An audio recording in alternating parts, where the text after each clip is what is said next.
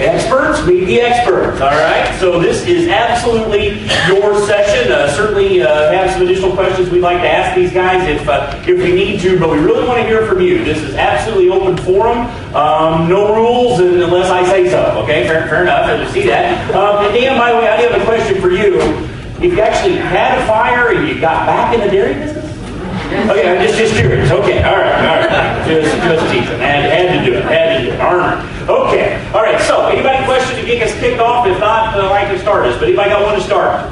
Is you burning to hear from another dairyman about BMR or other things on their dairy? Anything else? Right here. Go. And I tell you what we'll do. We got some mics around, but you know what? I think we're small enough. If we're loud, we'll do it that way, and I'll repeat. If you can't hear, make sure that you ask. Is that okay? All right. If you want to go to the mic, though, they're on the floors out there. Please, sir. Right. This is Dr. John. We have one at lunch, but he's being 100% BMR. Okay, so the question is to the rest of you, John, you've already answered the question, I guess. You're feeding 100% BMR, is that correct? That's correct. All right, very good. How about the other guys? Let's start here with John, and then we'll go right down the road. We're feeding about 65% BMR of our total cost. Now, he has to pay for his own entertainment tonight, just so you know. You didn't know that. They didn't tell you that. Go ahead. We feed about 2/3. Okay. We feed 100% BMR, and about 2/3 of our forage comes from. Okay, very good. Other questions? You get us kicked off and going. Who else has got one to start? Yes, sir, right here.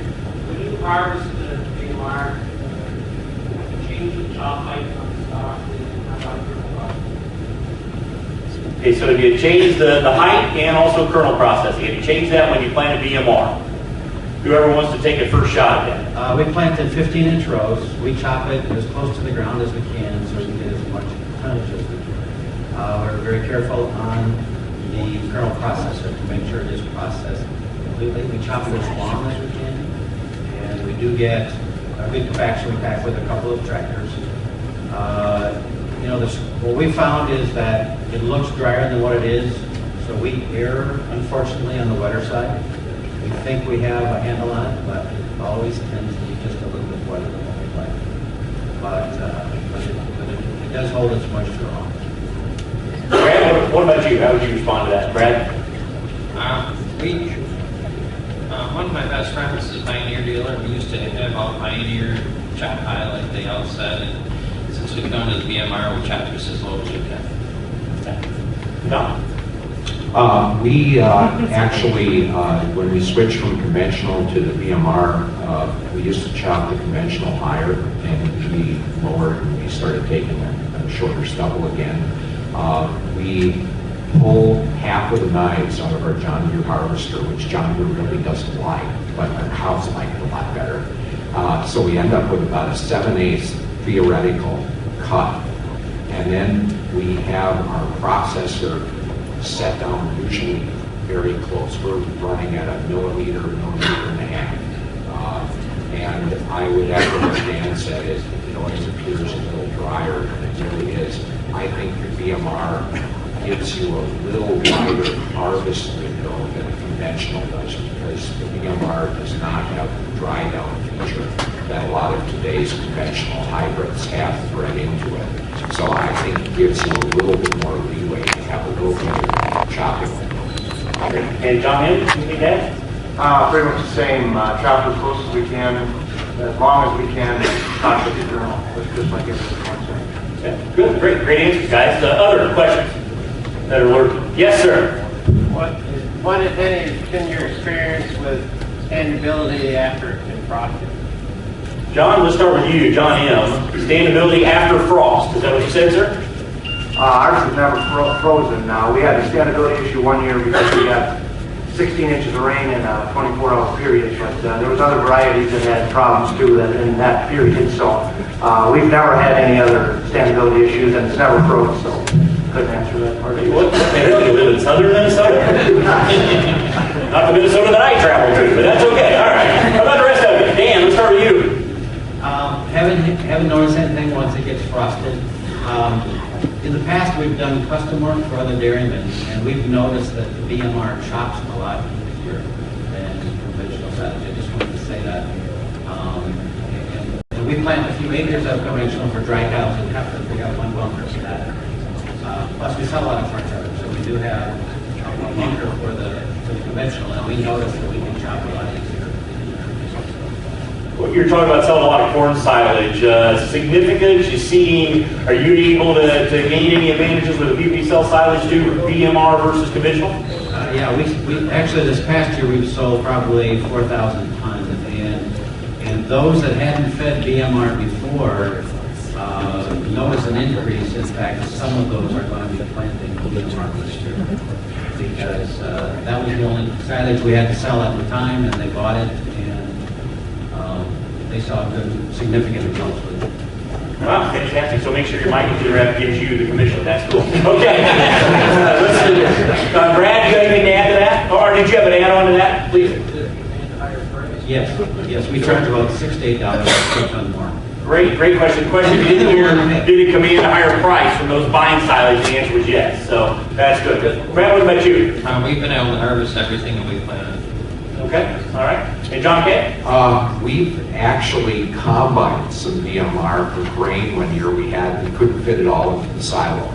And it stood just fine. It was out until the end of October. And interestingly, it would never go below, the grain would never go below 30% moisture. It got to that point and it just stopped. And we ended up putting it in a bunker as high moisture grain, and it actually fed just fine. But it stood fine. And I was really worried that it would just all be on the ground, and it really didn't happen. Great, thank you. Other questions? Yes, sir, right here. Being a more powerful diet, high digestible. Cows, when you switch them, you kind of have to transition them into it. Did they take it well? They're off loose or whatever, did you set them as well? Everybody got the question? When we switched to BMR from conventional, I think you called it higher powered, is that what you said? Obviously, but do we have to transition the cows into it, or digestively were they able to handle it okay? How would you describe that process when that happened, when you made the switch? John K., why don't you kick us off? Sure. I did all the nutrition for our herd up until last year. And what I think it's important for you to know when you go into significant amounts of BMR in your diet is you have to account right away for that higher energy.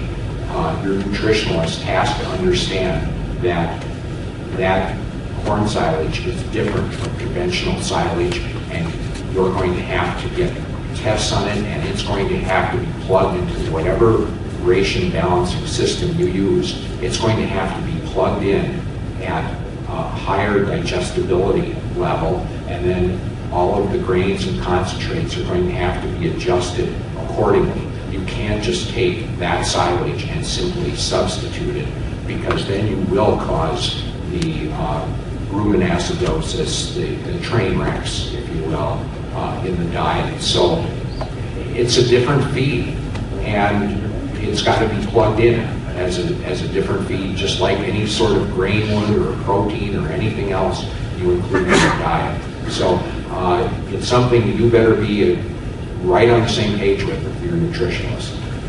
John, what about you when you introduced it into your feeding ration? I think the biggest thing was making sure we pulled grain out fast enough. I think when we got into trouble, that's probably we just weren't pulling the grain out fast enough. And, it's true that you're going to pull quite a bit of grain out when you feed this hybrid or the BMR. So I guess that was the biggest thing we learned, is we've got to get the grain out of it. Very good. Brad, Dan, any additional thoughts on that? Good. Okay, yes, sir. What's the time frame you use to transition onto it? We can do it, and also when you run out of the BMR, transition off of Great question. Time frame of transitioning on, and when we run out, right? Was that the other part of the question? What do you do then? So, guys, Dan, let's start with you. Well, we've been feeding full-time, or BMR corn silage consistently 100% for the last few years. But we used it over a 2-week period where we would gradually put them on, or if we had to take them off. Now, I think really a key to all of this is your nutritionist. If if you're nutritionist, if you're wondering if you should feed BMR, the first question to answer is your nutritionist on that side. Does he want BMR? And he can make it work if he wants it. If he doesn't understand it, if he doesn't want to make it work, it's not going to work. So I think it's really key to have your nutritionist on board if you decide to go with BMR. But otherwise, yeah, we slowly transition in and out if we need to. My wife always accuses me of being an unromantic person when I talk about a cow. A cow is a milk production unit with a fermentation vat that has a large and small intestine connected to the back end of the fermentation vat. Now I realize that's pretty unromantic, but that's helped me understand what I'm feeding. Fermentation vats, no matter what they are, don't like changes. They don't like changes at all. And so whatever you do, you better change it gently, fairly slowly, and over a period of time. And I think no matter what feed, that's especially a significant one that has a high inclusion rate from diet, that's how you want to approach it. Now for us, being full-time BMR and 80% of the dry matter content of the forage of our diet is BMR silage. We've taken alfalfa down that low in our diet. We never go off. We plan never to go off. We make sure we have enough extra cushion in the forage in our silos that we can stay on fermented BMR silage all the time, and we allow a little bit of a cushion for maybe a year that the yield is down. But we want to make sure that whatever we do, we don't destroy that rumen environment in that cow. So that's I guess our thumb rules about how we handle it. John, you know, as a sheep guy, I usually don't use the word romantic in the same sentence. Let's see if you're awake. Okay. Dan and John Brad and John you both said you're not 100%. So this may be even more perfect question, right? So how long do you transition on, and when you come off, talk to us about that, okay? We don't go off. We're 100% in, or we're 70% in the ration all the time. I would say, like these other guys, you don't want to run out, and because you don't want changes in the rumen, it takes so long to, or you want a long period of time to make the changes. If there is a change, yeah, don't run out of BMR. It's in your ration. In our herd, our low cows don't get it, but we don't work in the perfect world, so sometimes we do end up going on and off it, and it's a problem. But the key thing to BMR silage is the nutritionist, and it was said that make sure you get one that knows how to feed it. Well, I don't know. Any nutritionist I ever spoke to said, "Oh yeah, we know just how to do it." But make sure to find one that has done it, that has the results. Don't just go by what they say they know or what they think they know. Go with the experience. And it might be all the mycogen itself to find the right person. I think that's really key. So let's talk about nutritionists for a moment. Dan made an interesting comment. I think I wrote it down, tried to, Dan, almost exactly like you said it. Does your nutritionist want it to work? And I just kind of heard Brad allude to that a little bit as well. So talk to us about how you make this selection and finding a nutritionist. Because mycogen needs to know who these guys are that don't want it to work. We've got to find those guys. But on top of that, seriously, how do you make that call? And how do you determine that? And Brad, let's start with you. You just had some interesting things to say about nutritionists as well. So how do you do that? Well, you're pulling out grain, and any nutritionist that works for a grain company is kind of opposite of what they really want to do. They want to sell pounds of grain. So you have to look for more of a consultant type that works on their own by the cow or whatever, and that's what's worked well for us. Dan, what about you? Follow on to that, please. Well, our nutritionist has been on board with it ever since Cargill came out with BMR many years ago. And we've pushed him recently because of, the economics with corn last year carrying a higher price. So we've really pushed him to use a larger forage grain ratio. On our low-producing cows, we use about 62% forage And then on our higher producing cows, about 58% forage. So we're able to get more pounds of corn silage into the cows and also be able to cut down our corn. We're feeding about 10 or 11 pounds of corn. But again, your nutritionist needs to be on board with what VMR has to offer and how they use it. John Ian will let you answer. John Kay will let you wrap it up and thinking about this nutritionist question. I guess my nutritionist actually talked me into planning it. I don't he's getting kicked back from Mycogen. He was on board before I was, so that's kind of how I went. That's it. Oh, okay. I'm sorry. Good. John Kay. Okay. I heard it mentioned this morning that, well, there's in the upper Midwest, there's a lot of crop people that milk cows. And I think we made the transition over the years to become dairymen that have cropland. And I go back to my first years of dairying were during the farm crisis. And we had an operation at one time that had $6,000 of debt per cow. And I don't have to tell you, that doesn't work very well. You don't live there very long if you're going to survive. And it kind of forced me to stop being a crop farmer and start being a dairyman. And if that's where your check and milk and paycheck is coming from, that's what you have to become. And that's when I got interested in doing diets, and I learned I really loved doing cow diets. And it was interesting, and it changed how we farmed. Because I started at the cow, and I started to work backwards from there, and I asked myself and my brother, what do our cows need? What do our cows need to produce? And doing our own nutrition work, and I'm clearly not the best nutritionist in the world. Everybody in this room who's a nutritionist is better than I am. But it was a huge advantage for our operation because it forced me to take a look at what we produced and what kind of return we were going to get from it, because unless I could put it through the cow and make money with it, it didn't make any difference what it did in the field. That was really the bottom line. And so when VMR came along, I was always interested in it because when you looked at the yield charts, it was always way over on the graphs. It was way over on the right side of digestibility all the time, always the ones you were interested in. But when it started out, the yields were kind of down in the lower right-hand quadrant. And over the years, they just kept sneaking up. And about 5 years ago, my brother Pete, who's the herdsman, came into my office one day, and he said, and he threw the yield chart down on my desk, and he says, John, I can't ignore this anymore. This is too significant.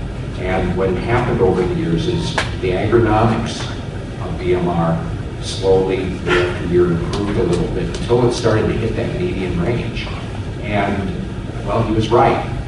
We couldn't ignore that anymore, particularly because we lived on a corn silage farm, and we had to recognize that. And so we went into it with the idea, it works, it's obvious it works, and we have to make it work. And the only reason I don't balance our diets anymore is I've dairied for 30 years, and I've had the chance to do a lot of farmer-to-farmer work in Eastern Europe. In fact, I've been gone 4 months out of this last year working in Eastern Europe on dairy projects, actually balancing diets in Eastern Europe for dairy cows. And I'm not home enough anymore to really do them at home. But when we selected a new nutritionist to work with our herd, they were going to work with our program. If they didn't like our program, then we were going to find someone who was willing to work with what economically worked for our program. Your nutritionist better have your financial best interests at heart, first and foremost, or you better look for a new nutritionist. It's about that simple. Thank you. Other questions? Yes, sir, right here. Okay, John K. first, go. As yield of increase,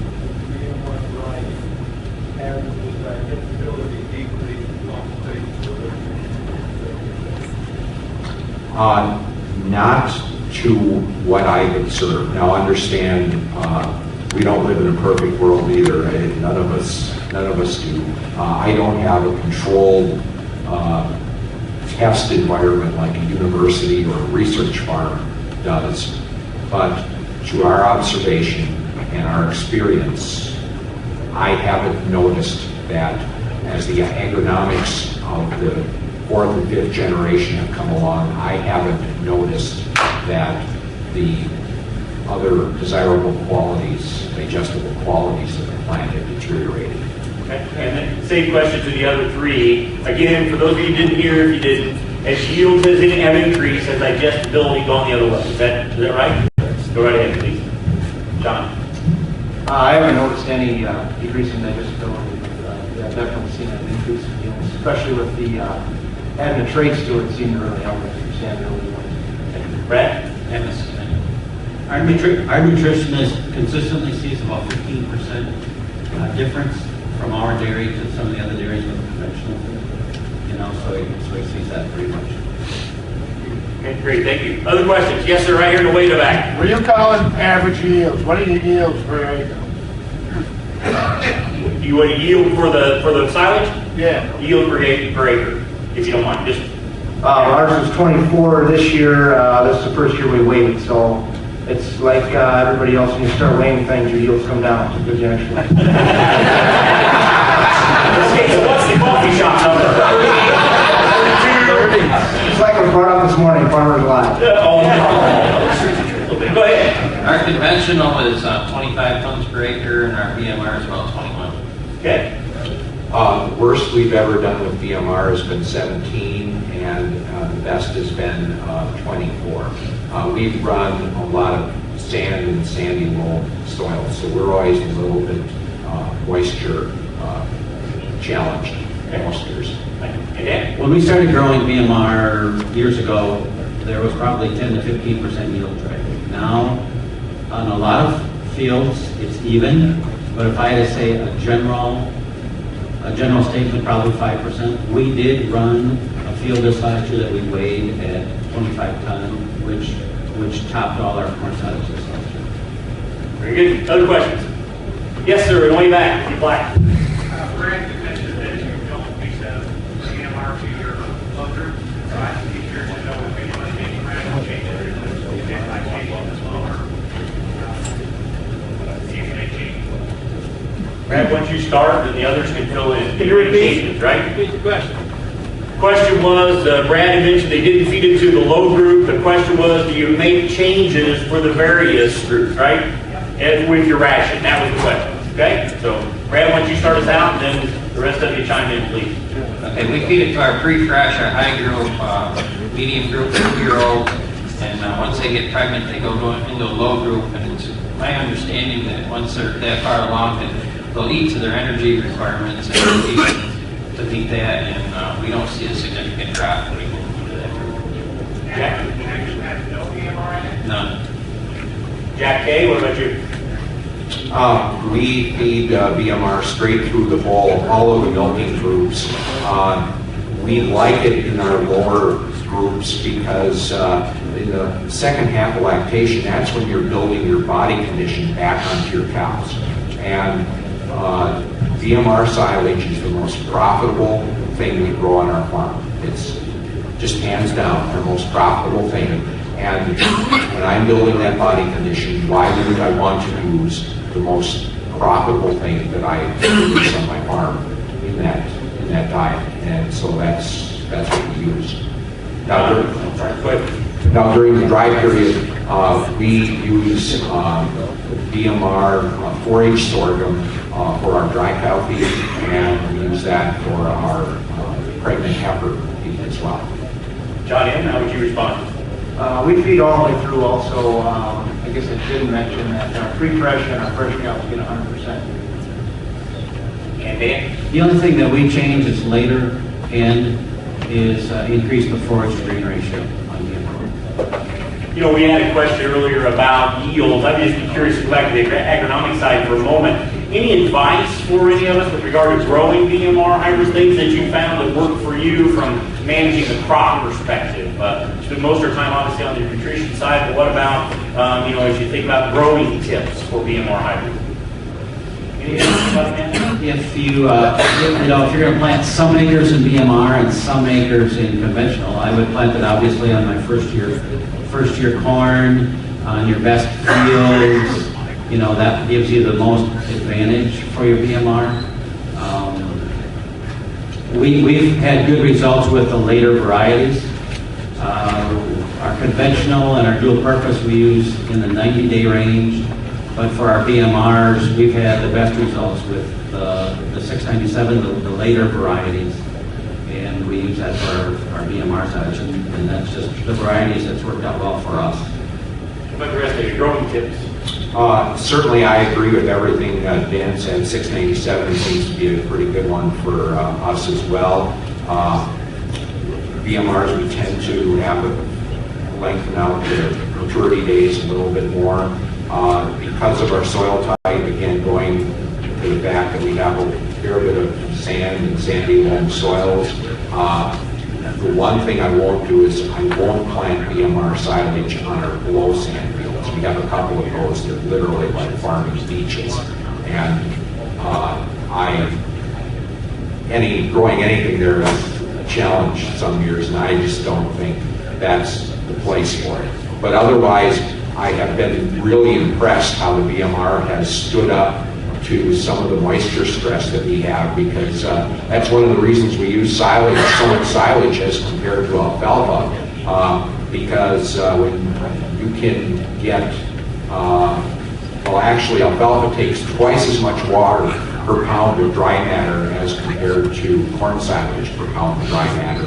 And that's why it just became an agronomic issue for our farm that we were going to be a corn silage farm, just because of the type of soil we're working with. Brad, what about you? Any growing tips? One of the things we had to change our ways about is to lower our population down. We used to plant 34, 35,000, and now we're under 30,000 per bigger ear, bigger stock. Okay. And what about in Balmy, Minnesota? Last week at Palm.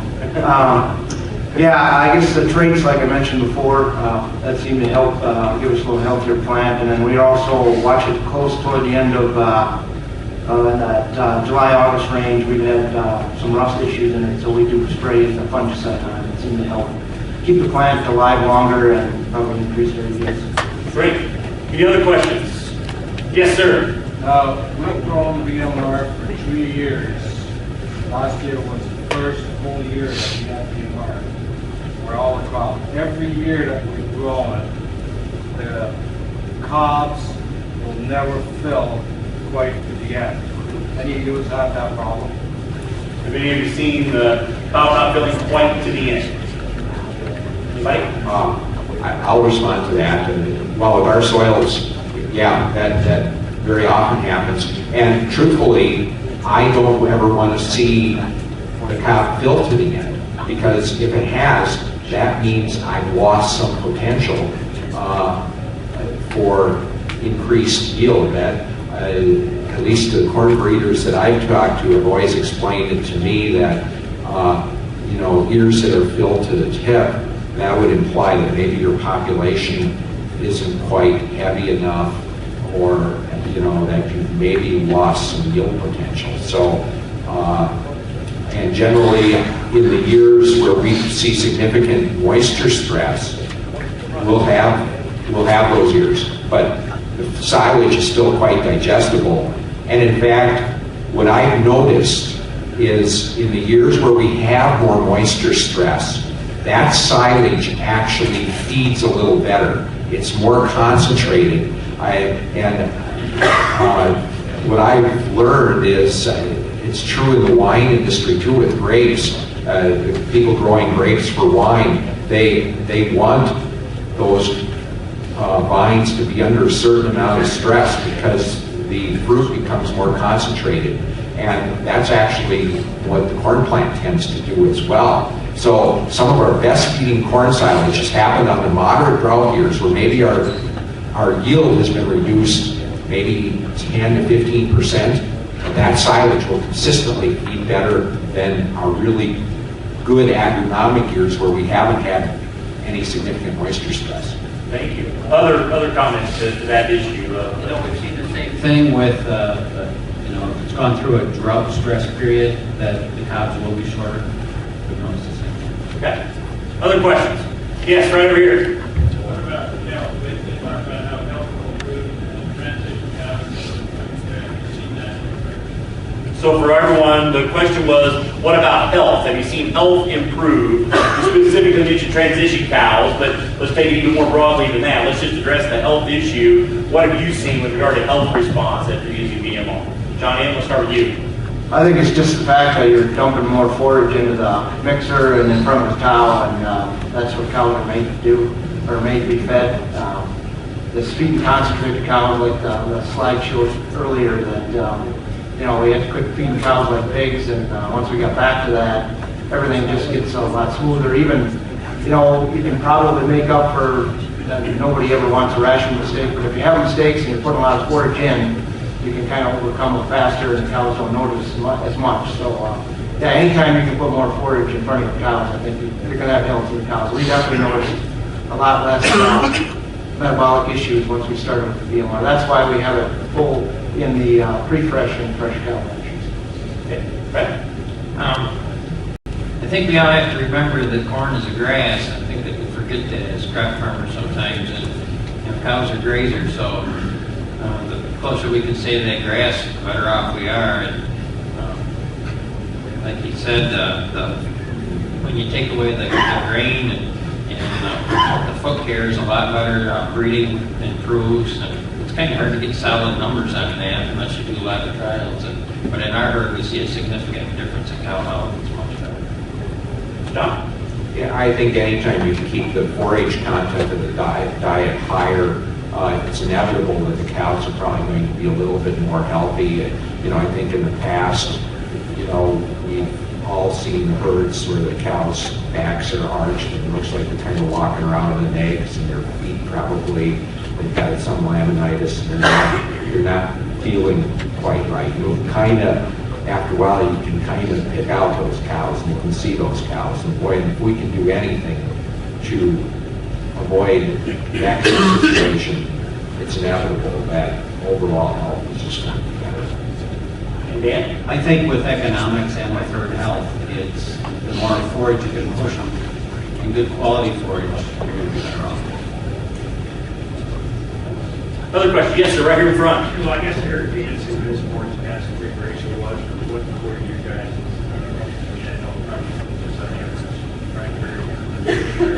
So the question was forage concentrate level, right? So go ahead, if you would, like Dan did earlier, if you give us those numbers, that'd be great. Yeah, we run about 60%. Just about the same, 60 for the whole herd. Yeah, we're going to be about 57 to 60. Okay, great. There's a question right here. Yes, sir.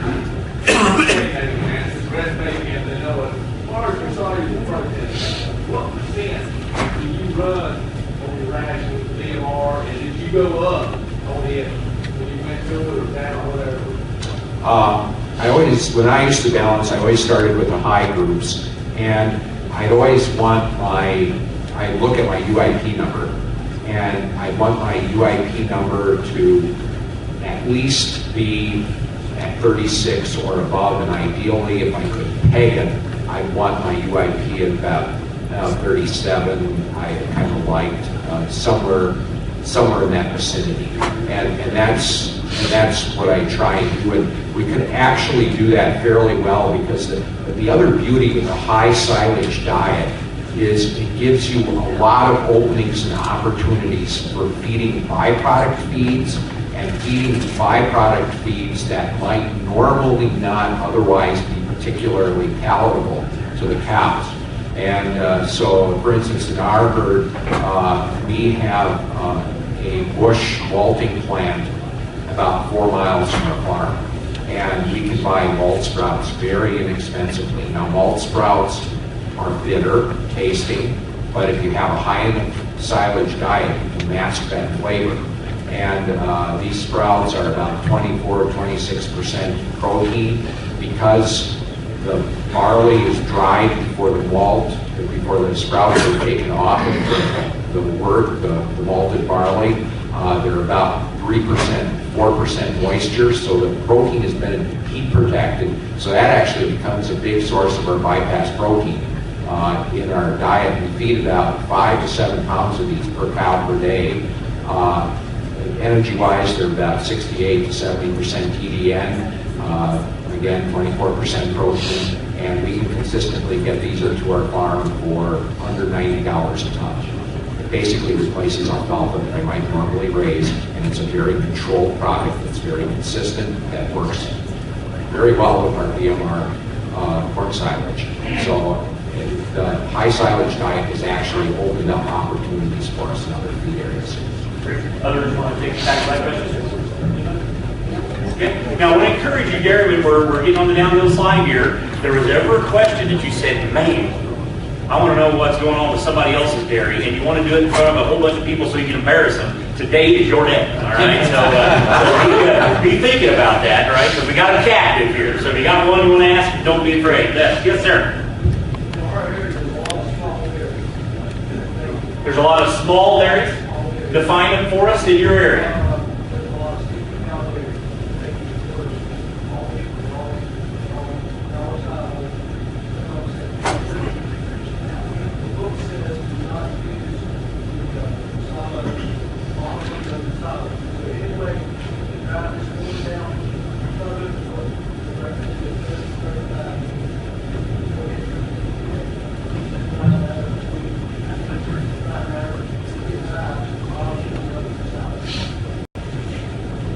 Can you dry it down more than the recommendation? Can you get by with a bottom and loaded side of it? Good pair. Is that pretty well it? All right.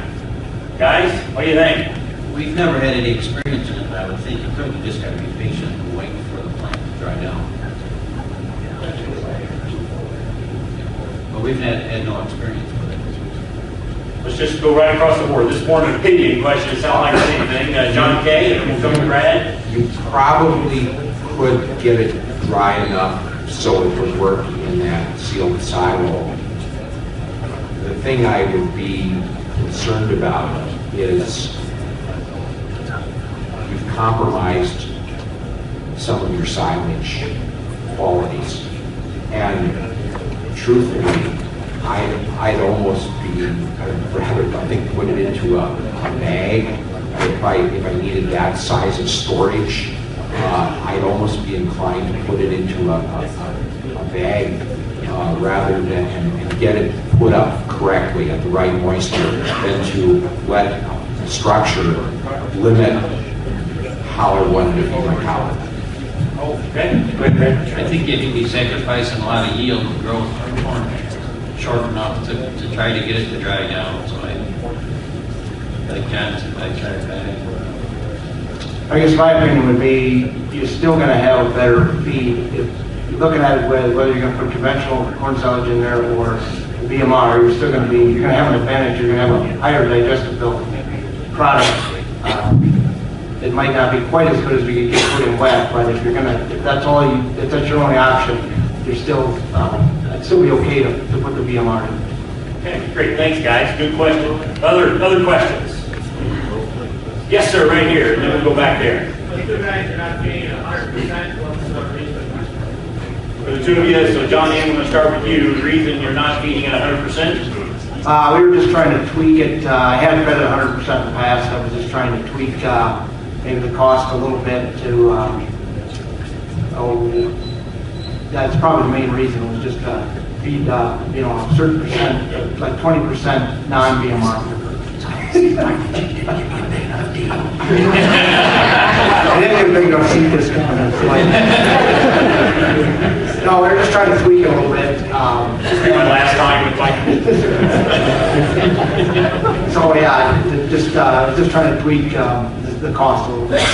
Great, thank you. Good answer. Yeah, Brad. We wanted to grow so many acres of conventional silage in case we had too much, we could combine it, because you can't combine the Mycogen, and we feed the heifers and our far-off dry cows.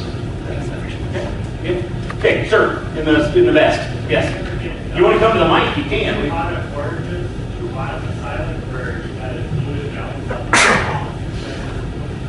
Ever get too hot of end product? Is that what you're saying? Where you kind of, okay? Guys, how would you respond to that? I guess you just lean towards more forage, take out more of the hot stuff, so to speak, corn. Maybe the comment I would make here is, you know, one of the things we're concerned with cows is effective fiber. And what we're really talking about with effective fiber is building that rumen mat in the cow, that layer of material that floats in the rumen fluid that you hope captures all the finer ingredients. And one of the things we've learned with our high silage diet is we need to build that rumen mat, and what we've learned is alfalfa isn't necessarily the thing that builds the best rumen mat. We actually grow some winter rye silage that we put up fairly mature. We harvest it after a first cutting of alfalfa. It's headed out, it's still green, but the very bottom of the plant is actually just starting to turn to straw. We disc vine it, and the chopper is probably about 2 or 3 hours behind the disc vine. We try and harvest it at about 55 to 60% moisture, and we're going to put about 2 pounds of dry matter into our diets of winter rye silage.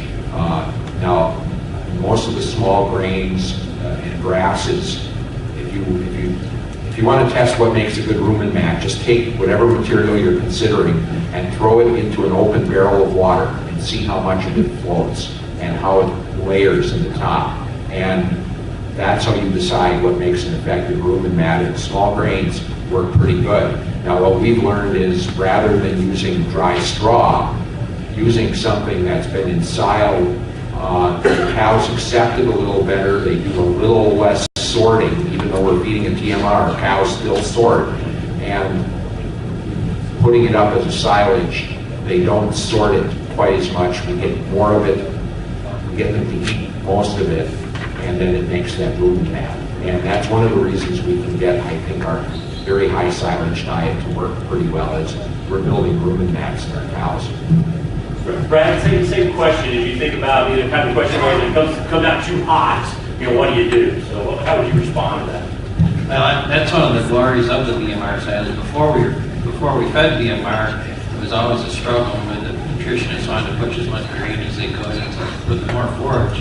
We haven't really had that problem. We had to address it. Sometimes we have to put in some more hay, but it's not really an issue. Hey, John? Yeah, I guess I echo what they say. Forage, the amount of forage, we just push some more forage, and we also feed some, about half a pound of wheat straw, which we probably just increase that if we got to it. I wouldn't say that's ever been a problem. Great, sir. When you move your cows to the crap, so you move your dry cows and your heifers on conventional corn silage, when you move them up into your transition pen, do you see a big change in the manure? No. Then we changed the ration to compensate. So Is there a transition to the transition pen then? it's far off to the transition group. So there's nothing significant. Kind of imagine a big on-neck circle. What you're talking about? Yeah, okay, good. Another question? Yeah, right here. Sounds like you're almost 60% forage. If you complete, is that kind of the plateau or complete turn to hybrid?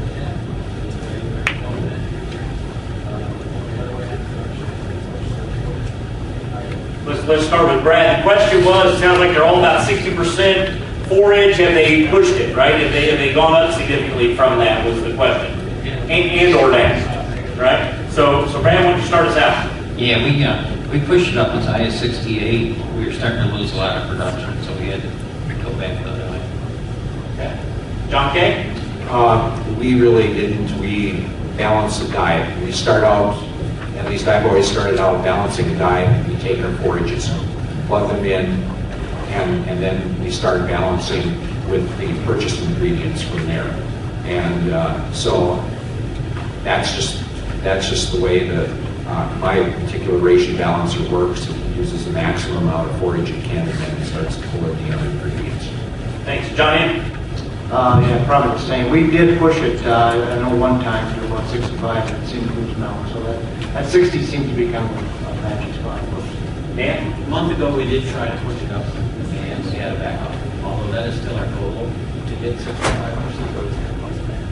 but not at this time. But why is that your goal, Dan? To get more forage into the cows. You know, it's the cheapest thing we can raise. We can raise it ourselves, get less grain, purchase less grain, help your cows.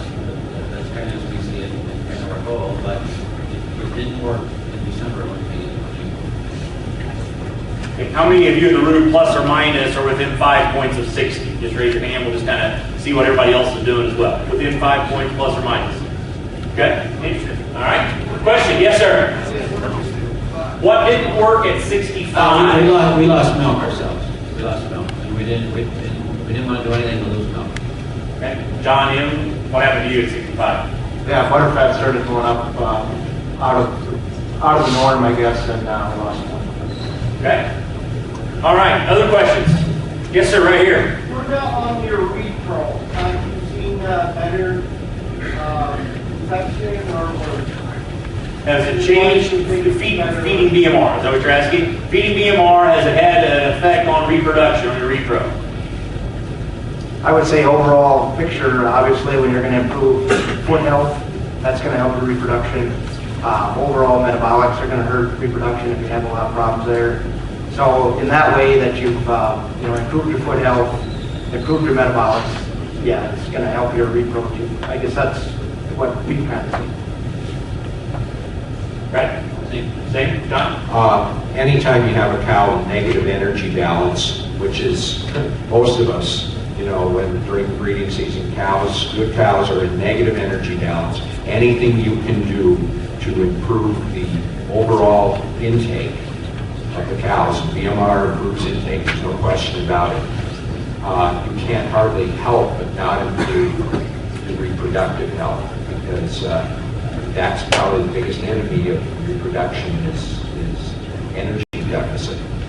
Dan, how would you respond? Pretty much the same. Okay. see, I repeated, I just Want to make sure you didn't have a super herd or something. Okay, cool. Awesome. Yeah, Frank.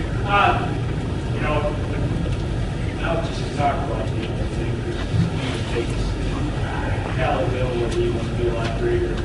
If you don't see a difference in hot stretches of weather, you feel that maybe with your feeding conventional versus now that maybe have a little bit better sustainability and intakes during hot weather, hot winter weather. So you're talking about with the cows getting stressed in hot weather, are we seeing a more flat, normal level of intake now that we're using BMR versus before? Yeah, just is that question? Okay. Might be a tough question. All right. Brad, let's start with you. You're in New York. What do you see?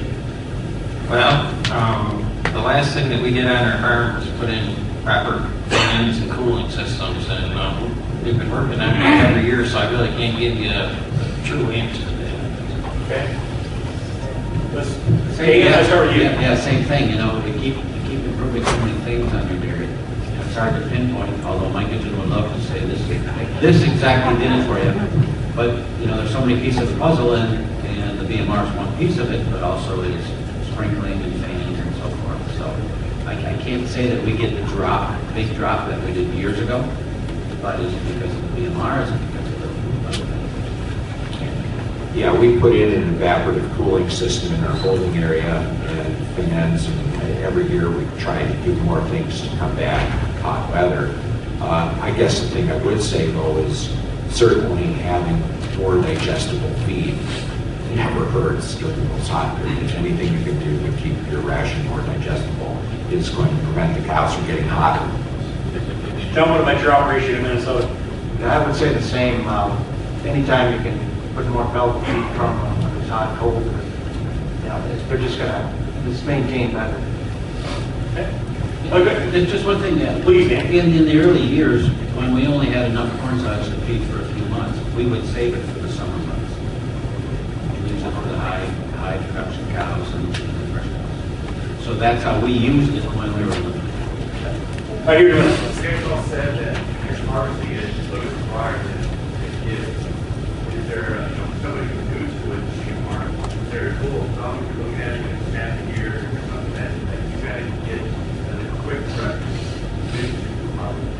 Is there a quick reference as to when best to harvest BMR? Great question. When you think it's ready, wait a week. Otherwise sample it. You just keep sampling it, but don't get in a hurry. Wait at least a week. Yeah, I'm going to suggest you get a garden chipper or find somebody with a garden chipper so you can chip some samples, so you can get something cut up somehow. And then, truthfully, I don't know how you run a farm without either doing a microwave test on your forages to know the moisture, or a cloister tester, or whatever. But I think it's pretty imperative that you've got to know what that moisture of that feed is. So I just don't see getting a sample and running it as a big barrier. And then you'll know. Pat, what about you? What's your rule of thumb? I think I have the best answer for this one. I get my dealer to come out. He has a chipper. He comes out every 4 days in the fall and chops. That's how we know where we are. Nice, good. That's a great idea. So there you go. After this break, we're going to break it here in a little bit. All of you go call your dealer. And just say it's off if you don't bring a chipper this year. All right, go ahead. I guess you probably need to go on vacation when it looks like it's ready to. Or a week's vacation would be called perfect, because it takes a little patience. Once it looks like it's ready, you need to probably wait a week. And if you're around, you're going to chop it. So. Yes, vacation. Okay, all right. Mycogen sponsored vacation. But. Okay, other questions? Okay, yes, sir, right here. What is your dry matter intake on your milk herds? What is dry matter intake matter on milking herds? We'll start here with John. We average for the year probably between 55 and 56 pounds. Brad? Just about the same. Don? Our high groups, mature groups, run between 63 and 66 pounds of dry matter per cow. Okay, Dan? 56 to 58. All right. Okay, yes, sir, in the back. Be a little louder for us, please.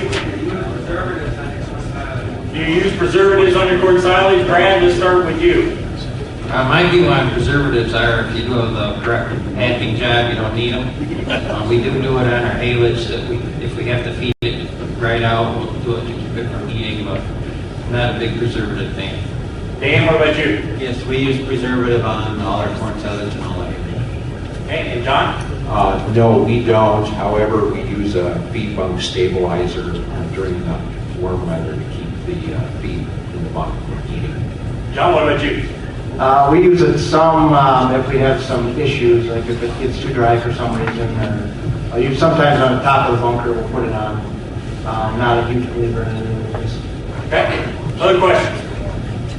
Yes, sir, right here. I know Dan said that he sold some for 6 to 8 tons to other neighbors. Have any of you had to buy from other growers? And if so, how much more did it have to pay on over convention? So the question is, have you had to buy BMR? And if so, how much more over traditional or conventional? Excuse me, go. John? I haven't had any experience with buying it. We no experience either. Well, I'm a grower, so what am I going to do? Actually, I have a pretty good suggestion for you. That over the years they've developed a lot of different feed balance spreadsheet programs where you can plug in, energy, protein, calcium, phosphorus, the different protein degradabilities. You can get very sophisticated. You can get pretty basic, but those are pretty accurate, and basically if you have a price for conventional silage, kind of a going price, it wouldn't be real hard to plug in the BMR silage with its tests and come up with an adjuster. So I think that's fairly easy to get at. Other questions? Oh, yes, sir.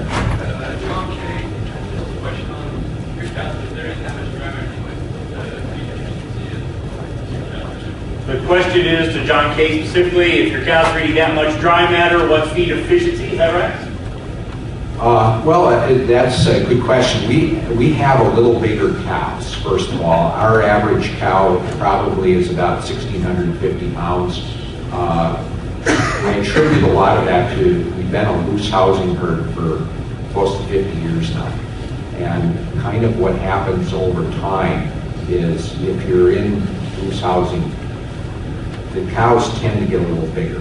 I think that's just the laws of nature to some degree. But as your cows get bigger, I think maybe your feed efficiency does decline a little bit. I think maybe a 1,450 pound Holstein cow is maybe just a little bit more efficient than maybe a 1,650 pound cow is. But I guess what we've noticed is overall livability, if those cows fit the free stalls okay, that's the kind of cow that seems to stick around in our operation longer, have more lactations. There's a question in the back. Yes, sir.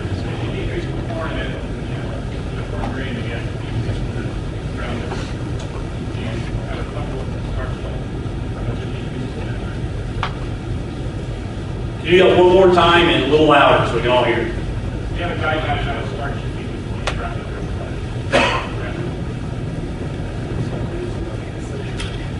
What's the question?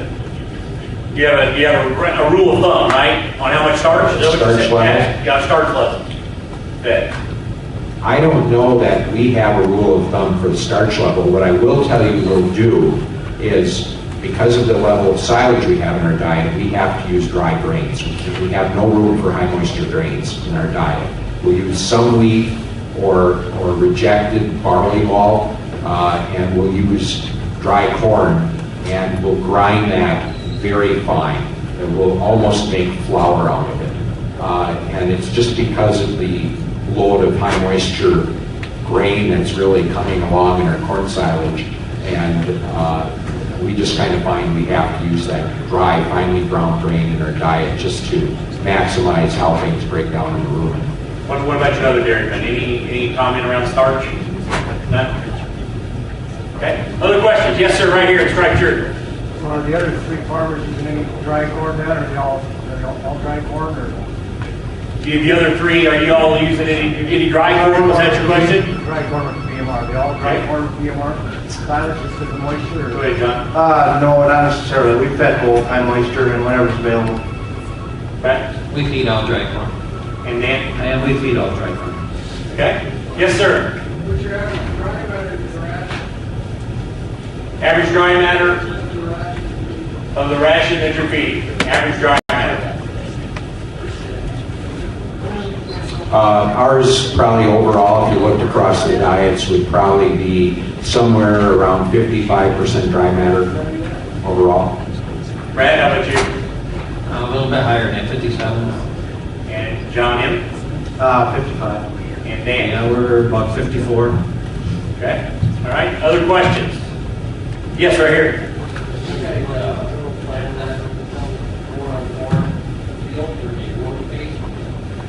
The question is, and we'll start with John M here. Do you plant your BMR corn on corn, or is it in rotation? Right, John? It's in rotation, but it does better obviously on corn or on sod fields.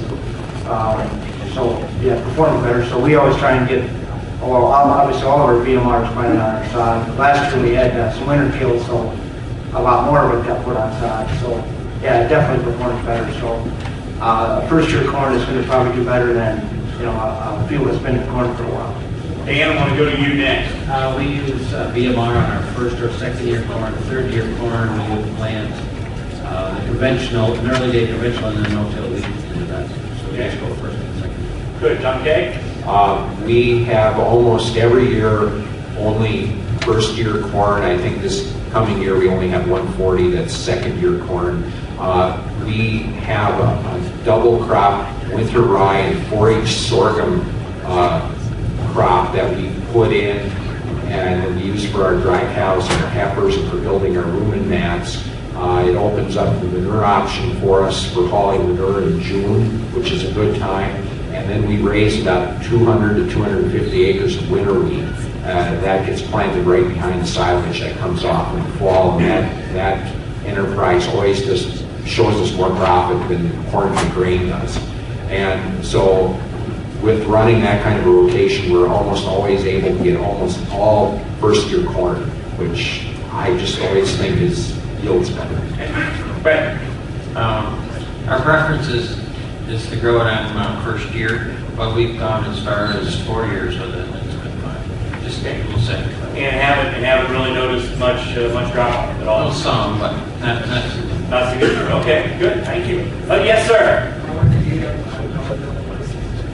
How are the yields on no-till versus conventional? Anybody want to take it? Dan, you got any? We haven't no-till. We do, about 80 acres of no-till on our farm, but we haven't no-till BMR. Anybody else done no-till? We have done some no-till. I don't have any numbers on what the difference was. It appeared like it wasn't quite as good as conventional tillage. We always have a manure event before corn, so generally there's always tillage involved in that. So we really don't know till corn. Okay, any others? Yes, sir. Your pregnancy rates run or your days open and your births? Let's start with Dan. Pregnancy rates or days open, right? That's the way we ask the question. Dan? Yeah. 22% pregnancy rate. I'm not exactly sure on days open right now. I think our last number that I saw was 2.2 services per conception. I think was what ours ran. Right? Our pregnancy rate is 24%. I don't know our days open. Our preg rate is 20%. Other questions? Good questions. You guys are doing great. Okay, now we're winding down now. So again, if there's ever a question you want to ask a fellow dairyman in front of a group, now's your chance. Okay, I got one. I constantly am getting asked. I've been in the business 30 years. Man, Parker, this is an incredibly volatile time. And let's be honest, 08 and going into 09, if you had a crystal ball, it'd be worth some money. Fair statement? So I want to ask you four guys and give you a chance just to think about it a moment. But Johnny, you're first, so think quick. Okay, here we go. So as you think about your dairy and the dairies of others, all right. So let's throw us all in this same pool here. What do you see as major issues for you in 2009, 2010, maybe even take it out through 2011? So the next year versus out in the next 3 years. Major issues that you see as dairymen that you're focusing on, and/or that you think others are, as you talk to your peers. I would say two things utmost are probably keeping an eye on environmental issues, and then the other thing would be what consumers are looking for, or what consumer trends. We're always going to have to be aware of what the consumer wants. Okay, all right. Dan, I'm going to go to you next. Well, I think short term, on our dairy, we've tried to cut some expenses. We have gone through our feed ration and have cut some things up. Over the years, you keep adding this and you keep adding that, and you think you're getting more production and more performance. But if you don't know if there's a strong return, then you take a look at it. And so we've cut some of those things out, and we've done that for about 2 months now, and we really have not lost any milk. And we were able to cut out about 80 cents. 80 cents per cow per day, which is huge. Semen, we've backed off on some of the expensive bulls. We use sex semen on the heifers, perhaps first and second service. We're backing that off on the first service.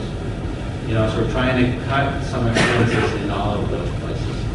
For us, it's going to hit us hard financially, but I think, personally, we're going to try to focus on positive things rather than on perhaps a lot of the negative that's going around, and just take a day at a time and focus on the things that don't cost money, like our faith and family, and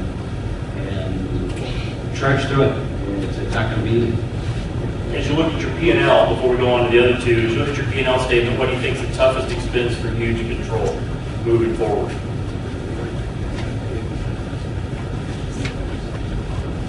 Income, milk income. Personnel, obviously. Either you have to increase pounds per cow or milk more cows, or hopefully the price comes up, or that your basis, if you have an opportunity to change your value of your basis through components or milk quality. There isn't a lot of room. As you went, though, you talked about specifically the expense side of the ledger. As you looked at that, what was the one that you found, hey, this is the most difficult place to find? Well, feed, we found some extras in there.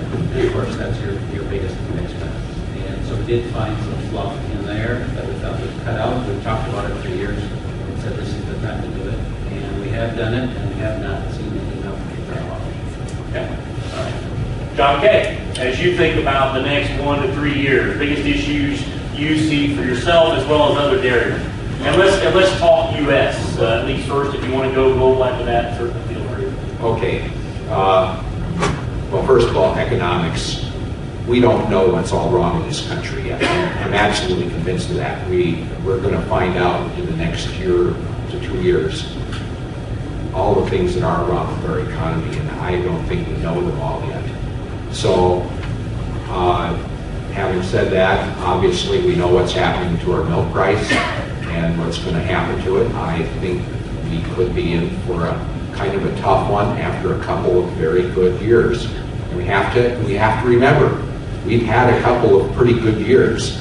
So trees don't grow to the sky is an old saying. And so I expect this year to be harder. Now, being more specific, obviously you look at your ledger, and biggest one on a dairy is feed costs.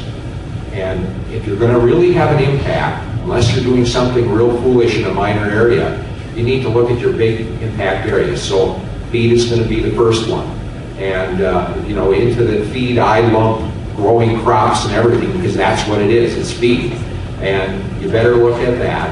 I think labor is the next one. And for us, labor comes in after feed is number 2. And I think, you look at that one. And finally, you have to pay quality people, and you certainly don't want to give your quality people pay cuts right now. But I think you want to be sure that you're getting what you're paying for, and that you're rewarding the people that are doing the job for you. You better reward them during these tougher times. We just got finished last week doing our cost of living wage adjustments that we do every year for our whole employee staff, and we did everybody. We felt we had to because we've had a lot of long-term employees that have been very good for our dairy, have performed very well, and we get the success we do because of what they do every day. And you better recognize that. And one of the ways you say thank you, besides saying thank you, is you put it on their paycheck. Watch what somebody says, watch how somebody spends their money, and how they spend their money is how they really feel. And so I think that's maybe an area to pay attention to. Thank you. Brad? I think these 3 fellows covered it pretty well. On a bigger scale, I think that we have to educate the public better. There's fewer and fewer of us all the time, and we need to do events to help to educate the public. We have to stand up for things that are trying to be taken away from us, BST, and who knows what's going to be next. I think as a group we need to form together to protect our technologies that are coming down the road. We don't want our hands tied. I think we need to work on immigration. On our farm we employ a lot of people, and there's really no good source of people right now other than the immigrants, and we need to work with our representatives on how to overcome those struggles. Okay. Thank you, guys. Nice job. Other questions? Yes, sir.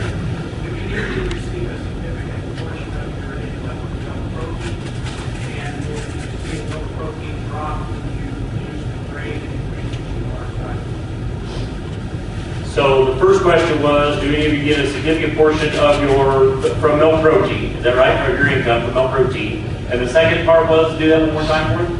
Did they see a milk protein percentage drop when they reduced the grain and increased their forage? Okay, did you see a milk protein drop when you went down on grain and up on forages? Let's start with Brad. That's one area that I feel really strong about.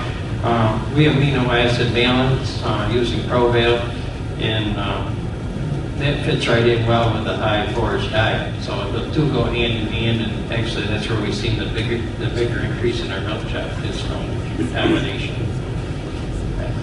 Who wants to take it next? Go ahead. Dan, you want to? I can't say that we've noticed anything. Okay.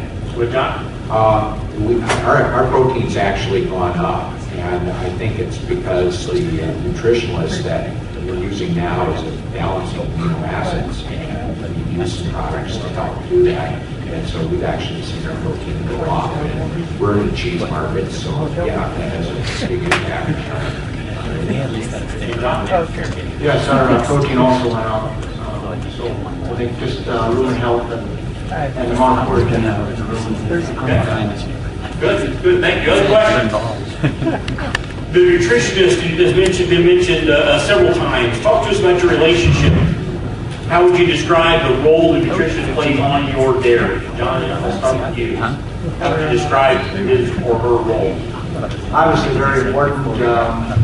We probably talk weekly. Comes out visits every 5 weeks, unless I need them there after, in between times if we have any issues.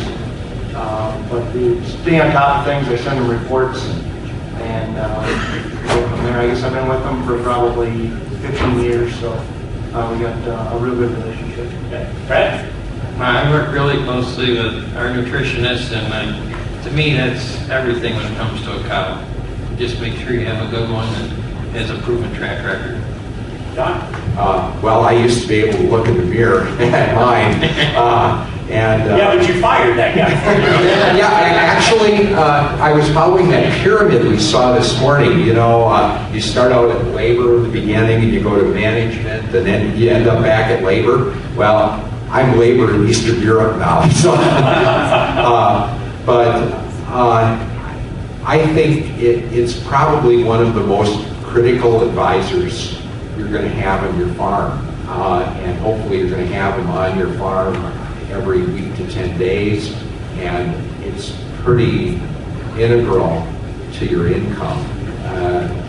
It directly correlates to what's in that bulk tank every day and what leaves in that truck every day.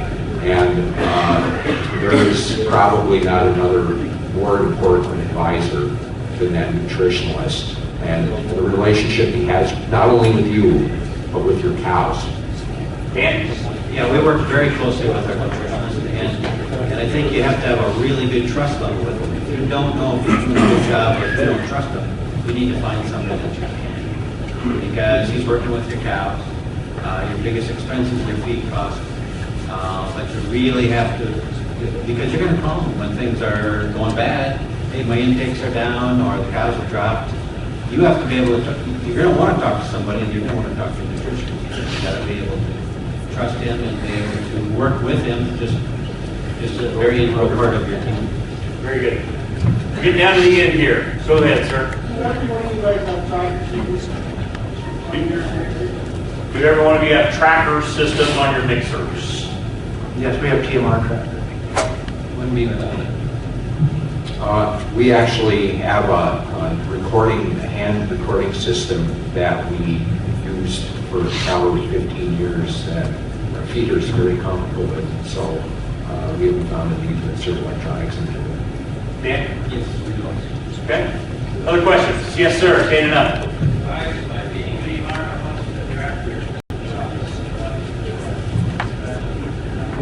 By feeding BMR, how much has it dropped your feeding cost from when you're doing conventional to now? Per underweight, or however you want to answer it, right? So how much has it dropped feed cost? We've been feeding it, for years. I wouldn't be able to tell you off the top of my head. Okay. I guess I would respond really the same way. That's a pretty dynamic question depending on pricing and everything. And probably it almost should be asked as a percentage question as I think about it rather than a dollars and cents question. So percentage-wise, what do we mean? I would still have a tough time answering that, but I believe that's the way it needs to be answered because it's a relationship-based question. Okay, good comment. Brad? I just don't know. Okay, and John? I don't have a hard number either. Okay, in the Mycogen brochure, it says a hell of a lot. Okay, one more. We got time for one more. Yes, sir. Cost of your production. Say again. What is the cost of your production? On a per 100 weight is how you want it? Cost of production per 100. Feed cost per 100. Per cow.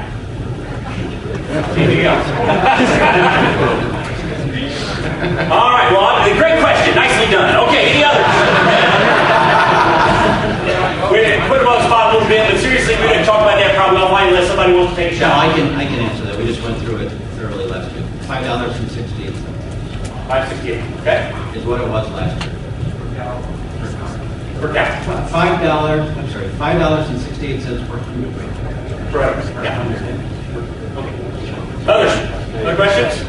All right, final one then. So, was there a question here? Yep, right there in the gray shirt. I don't see it. Okay.